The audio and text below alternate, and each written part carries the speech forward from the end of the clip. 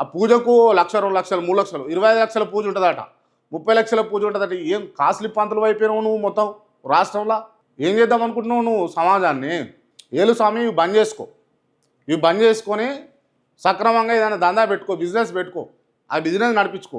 ఇక ఇదే నా బిజినెస్ అని అంటే మాత్రం ఇక నీకు దగ్గర ఉంటుంది. మళ్ళీ మంచిగా చెప్పిండు మా మూర్తి గారు మీ గురించి, ఒక 4-5 రోజులు మంచిగా చెప్పిండ్రు, బాగుండే అది. నేను మళ్ళీ కోరుతున్నా, మూర్తి గారు మళ్ళీ చేయుండ్రి, వేణుస్వామి లీలలు బయట పెట్టుండ్రి, ఒక్కొక్కటి వేణుస్వామి అరాచకాలు బయట పెట్టుండ్రి.